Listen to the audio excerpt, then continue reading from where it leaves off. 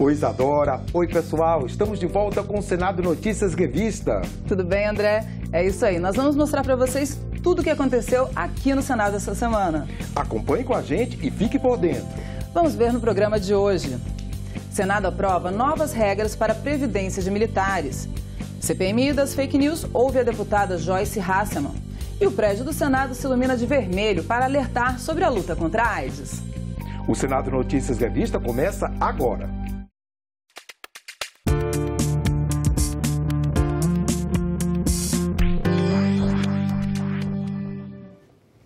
Os agentes penitenciários de todo o país agora fazem parte de uma nova carreira, a de Polícia Penal.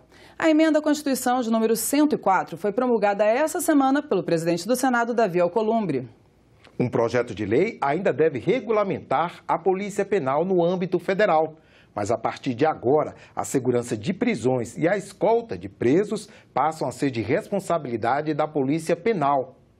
A nova categoria também deve ganhar equiparação com os policiais no que diz respeito a poder de investigação, salários e benefícios. A emenda foi promulgada ao som de aplausos e de um plenário animado.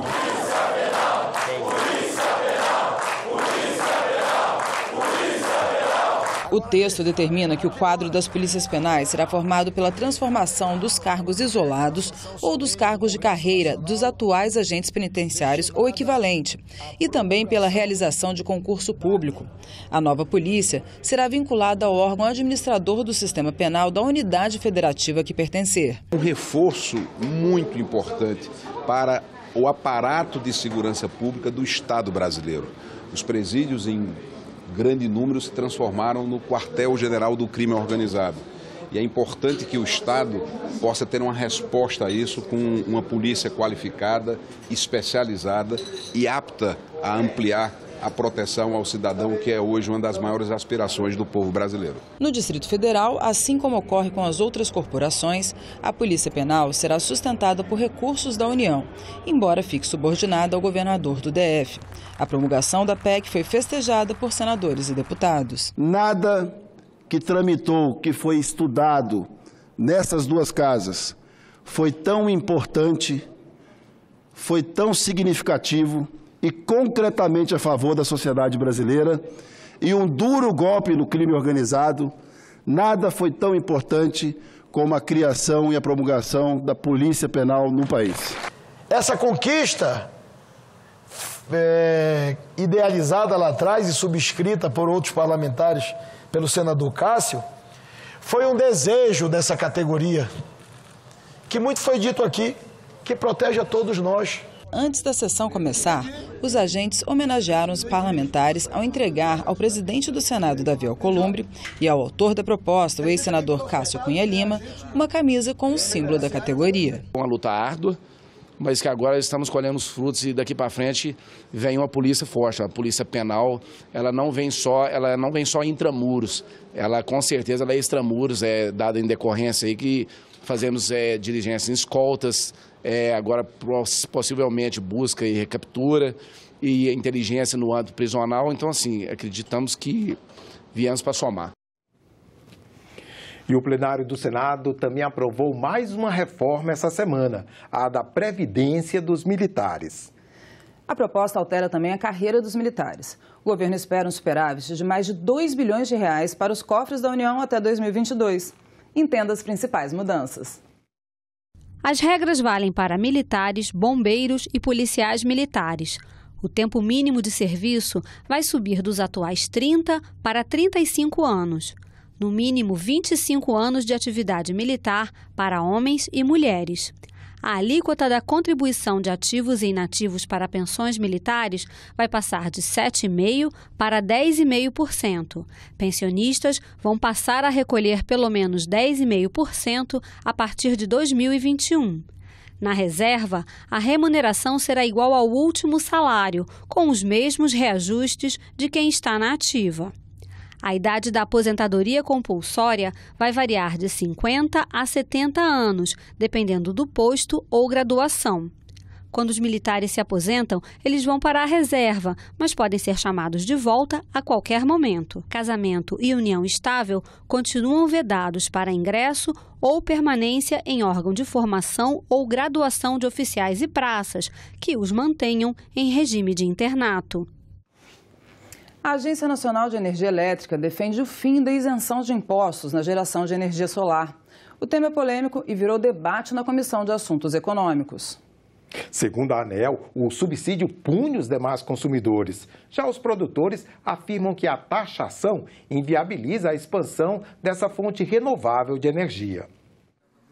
De acordo com a regra atual, o consumidor que produz energia solar é compensado pela isenção de tarifa. O objetivo foi incentivar a expansão dessa fonte renovável. A ANEEL considera que a isenção cumpriu seu papel e está na hora de taxar os produtores de energia solar. Por isso, propôs uma nova resolução, que está em consulta pública desde outubro e que termina no dia 30. A mudança pode representar tributos de 30% a 63% sobre a energia gerada. O representante da ANEEL defendeu a medida. Segundo ele, o subsídio aos produtores de energia solar pesa para os demais consumidores. Se nada for feito, em 2021, os consumidores que geram energia elétrica na sua própria residência, através de micro e mini geração distribuída, vão deixar um custo para os demais consumidores de R$1 bilhão, segundo as nossas estimativas. Isso representa o que custa os consumidores que recebem a tarifa social de energia elétrica no Brasil hoje, que é R$1 bilhão.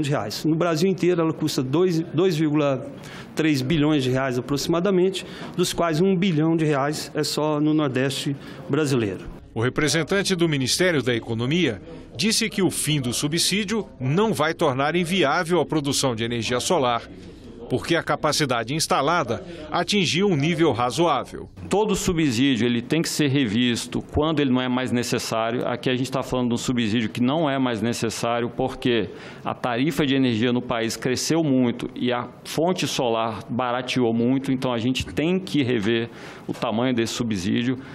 A revisão dessa norma não vai tornar inviável a fonte solar no Brasil, vai continuar sendo a fonte dominante na expansão do setor elétrico, seja de forma centralizada ou distribuída. A fonte solar não é incipiente e não carece de apoio para que ela se desenvolva. A Associação Brasileira de Geração Distribuída reúne 800 empresas que produzem energia de fontes renováveis: solar, dos ventos, gás e biomassa. O representante da entidade criticou a proposta da ANEEL. As pessoas têm que começar a diferenciar subsídio de incentivo operacional, incentivo de instalação. É bem diferente de subsídio, que é onde é dinheiro do governo que é colocado. Não tem um único tostão do dinheiro do governo, estadual, federal, municipal, colocado. A própria ANEEL, na nota teórica 025, não sei se os senhores conseguem ler, escreveu, olha: geração distribuída não oneroso para os demais consumidores, pois não envolve a aplicação de subsídios. Ora, se o próprio órgão regulador escreve que não tem subsídios, por que agora mudou? A CPI mista das fake news ouviu nesta semana a deputada federal Joyce Hasselmann, ex-líder do governo no Congresso. Joyce Hasselmann disse que um gabinete do ódio opera dentro do Palácio do Planalto e falou sobre o uso de robôs para disparar notícias falsas em mídias sociais, como WhatsApp, Twitter e Facebook. A ex-líder do governo no Congresso fez uma apresentação em PowerPoint para mostrar prints e vídeos de ataques coordenados na internet por um grupo batizado Gabinete do Ódio. O uso de robôs virtuais e o funcionamento desse grupo, que segundo ela atua dentro do Palácio do Planalto, foram temas do depoimento de Joyce. Dos 5.400.000 seguidores, no caso do presidente da República, 1.402.000 são robôs. No caso do Eduardo, 468.775 são robôs. Pelo que vocês vão ver nas conversas do grupo do Gabinete do Ódio, o deputado Eduardo Bolsonaro está amplamente envolvido e é um dos líderes desse grupo, né, que nós chamamos de milícia digital. Eles escolhem uma pessoa e essa pessoa é massacrada. Massacrada. Porque o que eles fazem? Atacam a reputação, não tem prova de absolutamente nada, destroem e aí eles deletam, somem com o vídeo. Desaparecem com isso.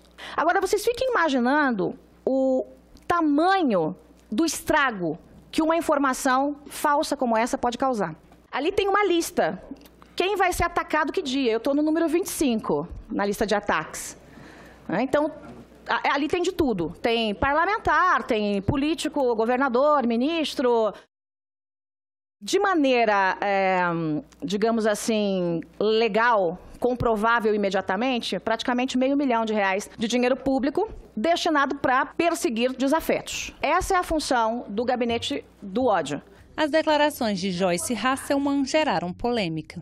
O general Santos Cruz esteve aí sentado no seu lugar e ele afirmou para todos aqui que quem contratou o gabinete do ódio a pedido do presidente Bolsonaro foi exatamente ele, passou pela mão dele. Para disseminar o ódio, para dividir a sociedade, uma organização fascista. Na sua essência, uma organização fascista. Isso aqui está se tornando CPMI, não façam meme. Não falem de mim, não me chamem de traidora. Mas a deputada Joyce não vai conseguir controlar as redes, porque as redes elas são utilizadas por pessoas. Para as próximas audiências, Joyce Hasselmann sugeriu a convocação do ex-ministro Gustavo Bebiano e do vereador Carlos Bolsonaro. Segundo ela, Bebiano é uma das fontes sobre uma estrutura paralela que o filho do presidente tentou montar para grampear celulares e produzir dossiês contra inimigos políticos do pai. Um programa do governo de incentivo à contratação de jovens foi tema de audiência na Comissão de Direitos Humanos. A medida provisória prevê a desoneração da folha de pagamento. Os participantes do debate criticaram a MP. Para incentivar a contratação de jovens entre 18 e 29 anos, o governo baixou a medida provisória 905, que cria a carteira de trabalho verde e amarela. De acordo com o texto, os patrões não precisam recolher as contribuições previdenciárias.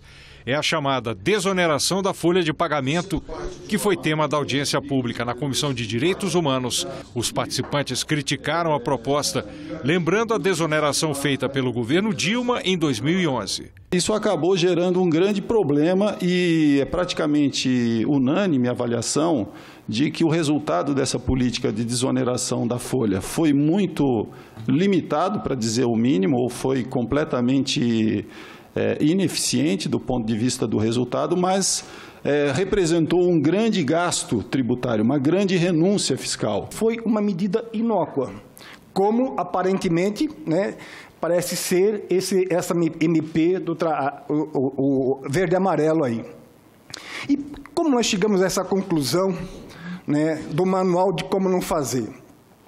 Primeiro, com base na própria declaração da presidente Dilma, que numa reflexão sobre sua gestão, reconheceu de forma bastante explícita que, se ela pudesse rever uma decisão, ela teria revisto a sua opção em promover a desoneração da folha de pagamentos. Já houve em governo no passado desonerações que não geraram um emprego sequer.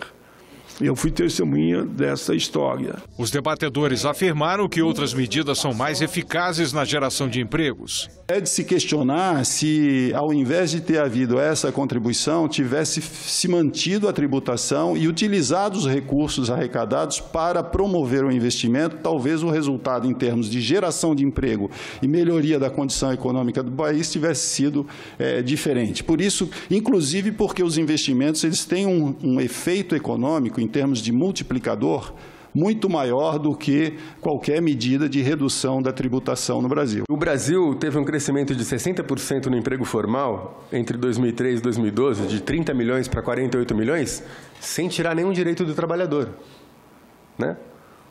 A gente praticamente quase dobrou o emprego formal sem tirar nenhum direito, sem desonerar ninguém. Por quê? Porque o que faz gerar emprego é investimento. Isso é que faz gerar emprego. E, para ter investimento, tem que ter confiança. Na visão de vários participantes, a medida provisória realiza uma segunda reforma trabalhista e é inconstitucional. O que a gente exige, a semana passada houve uma reunião das centrais com o presidente do Senado é a retirada imediata, a devolução para o governo, né? Nós queremos expurgar essa MP 905, que enfim, uma excrescência, né? Que atinge a democracia brasileira, atinge a Constituição e atinge o bom senso. A consultoria do Senado, mais ou menos a mesma análise que a gente faz aqui, acha que essa medida o presidente da Avião Clube deveria devolver. Eu sei que já é uma demanda do movimento sindical. Claro, o presidente que vai decidir. Tem uma série de incompreensão, de inconstitucionalidade, de ilegalidade. É imoral, irracional e inconstitucional. André, vamos conferir o que aconteceu no Senado durante a semana? Vamos sim, Isa. A Agência Senado noticiou tudo o que rolou de importante por aqui. Vamos conferir agora no nosso Giro de Notícias. Na segunda-feira, a Agência Senado noticiava que a taxa de pessoas infectadas pela AIDS no Brasil tinha subido 21% no período entre 2010 e 2018. No mundo, essa taxa caiu 16% no mesmo intervalo de tempo. Quem denunciou essa situação foi o senador Paulo Paim, do PT do Rio Grande do Sul, em discurso no plenário para lembrar o Dia Mundial de Luta contra a AIDS, celebrado em 1º de dezembro. Na terça-feira, um dos destaques da página da agência era o projeto enviado pelo governo que altera a lei das cotas para pessoas com deficiência. A lei tem 28 anos de existência e determina que empresas com mais de 100 funcionários mantenham em seus quadros entre 2% e 5% das vagas para a contratação de pessoas com deficiência. Para a senadora Mara Gabrilli, a medida proposta pelo presidente Jair Bolsonaro é um retrocesso. Já na quarta-feira, a capa da Agência Senado trazia uma péssima notícia. Uma pesquisa elaborada pela Data Senado e divulgada na Comissão Mista de Combate à Violência contra a Mulher mostrou que o percentual de mulheres agredidas por ex-companheiros subiu de 13% para 37% entre 2011 e 2019. A pesquisa foi divulgada numa audiência pública da Comissão Mista de Combate à Violência contra a Mulher.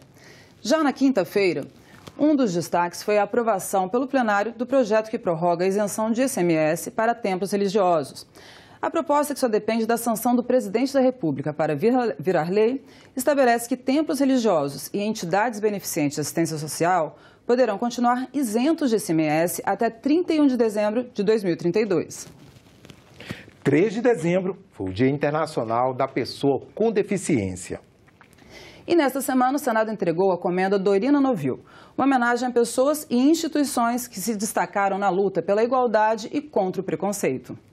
A professora perdeu a visão aos 17 anos e desenvolveu o Conselho Mundial para o Bem-Estar dos Cegos e uma fundação para ajudar os deficientes visuais do Brasil. A distinção é para aqueles que se destacam pela defesa das pessoas com deficiência no Brasil.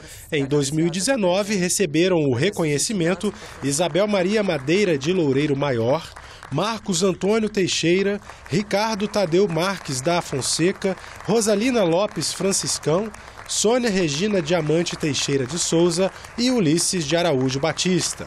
E também a Associação Brasileira Beneficente de Reabilitação, o Hospital Santa Marcelina de Rondônia, o Instituto dos Cegos de Campina Grande e a Sociedade Professor Heitor Carrilho. Nesse final de semana tem estreia do programa Eco Senado, o espaço para temas de preservação ambiental e do desenvolvimento sustentável. Veja agora os destaques da edição de dezembro do programa na coluna Momento Eco, com o jornalista César Mendes. A Amazônia brasileira perdeu 9.762 quilômetros quadrados de florestas de julho do ano passado até agosto desse ano, um aumento de quase 30% entre a mesma medição realizada no ano anterior. Os números foram divulgados no final de novembro pelo governo federal e repercutiram aqui no Senado. É a maior alta de desmatamento desde 2008 e a terceira maior alta percentual de devastação na história do Brasil. A edição de dezembro do Eco Senado leva você também para uma expedição nos arredores de Brasília, na APA do Planalto Central. Nós fomos até lá na companhia dos biólogos do Instituto Chico Mendes e do Brasília é o Bicho. Eles atuam em parceria no projeto de monitoramento da fauna silvestre e descobriram em agosto desse ano que e onças pintadas estão conseguindo não só sobreviver, mas também se reproduzir a apenas 40 quilômetros da capital federal. Há mais ou menos 3 anos a gente vem registrando o mesmo macho, o mesmo indivíduo de onça preta. E no dezembro do ano passado nós tivemos o registro então da fêmea no mesmo local.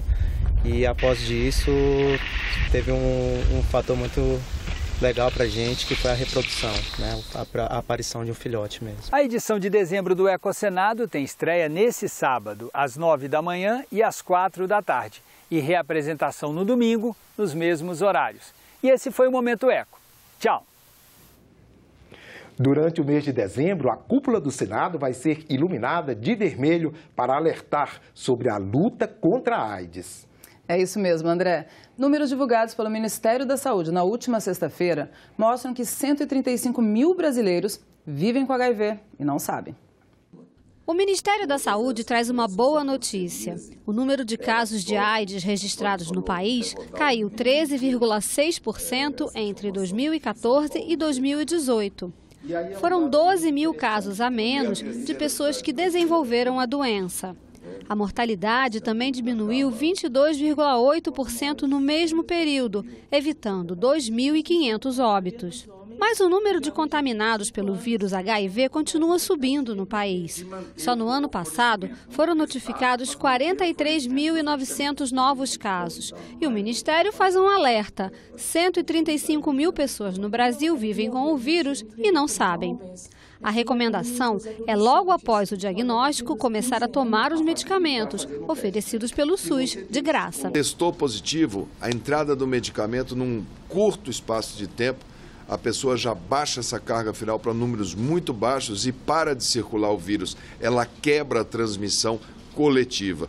O maior desafio é barrar o aumento da doença entre os jovens. Eles estão se apropriando da seguinte informação: isso daí é uma doença, toma um remédio, acaba e zera o vírus, não fica detectável, não passa, então acabou o problema, a vida que segue, para que o preservativo? Essa população é uma população de uma nova geração, onde as estratégias de comunicação elas têm um acesso completamente diferenciado. As redes sociais e os grupos, os jovens têm realmente... Nós temos mais dificuldade de atingi-los. A nova campanha do Ministério da Saúde, lançada em comemoração ao Dia Mundial de Luta contra a AIDS e outras doenças sexualmente transmissíveis, é direcionada para essa faixa etária. O foco é reforçar a importância da prevenção, testagem e tratamento. A campanha é também no intuito de entrar na internet, entrar nas mídias sociais, nesta faixa etária, que é a faixa etária que nós temos o maior número de casos, mas também em mídia aberta, em televisão, em jornal, em Busdor, porque nós temos a terceira idade com aumento de casos e nós temos algumas questões regionais. Mas é estar presente com essa agenda junto ao cidadão. O Dia Mundial de Luta contra a AIDS, 1º de dezembro, foi instituído pelas Nações Unidas. Em 2017, o Senado aprovou a lei que criou a Campanha Nacional de Prevenção contra o HIV, AIDS e outras doenças sexualmente transmissíveis, conhecida como Dezembro Vermelho. Por causa disso, durante todo o mês, a cúpula do Congresso vai ser iluminada de vermelho. Os imperadores brasileiros faziam discursos na abertura e encerramento dos trabalhos da Assembleia Geral Legislativa. Isso mesmo, André. E esses discursos são chamados Falas do Trono. Os originais desses textos são conservados nos arquivos do Senado. Vamos conhecer, então, algumas das falas do trono do reinado de Dom Pedro II, no quadro Coleção Senado.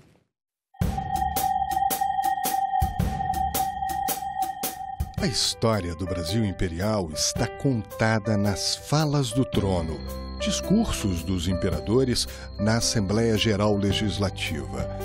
Em 23 de julho de 1840, a Assembleia declarou a maioridade de Dom Pedro II, que tinha, à época, 15 anos de idade. Em seu primeiro discurso, o imperador considerou que apressar sua maioridade produziria os mais salutares efeitos. Já em 3 de maio de 1888, a princesa Isabel manifestou o desejo de libertação dos escravos. Segundo ela, uma aspiração aclamada por todas as classes. A princesa assumiu o trono durante viagem de Dom Pedro II à Europa para tratamento de saúde. Um ano depois, Dom Pedro II fez seu último discurso ao parlamento. Em tom de despedida, o imperador fez recomendações e ressaltou que muito ainda havia por fazer em uma nação nova, de extenso território, cheio de riquezas.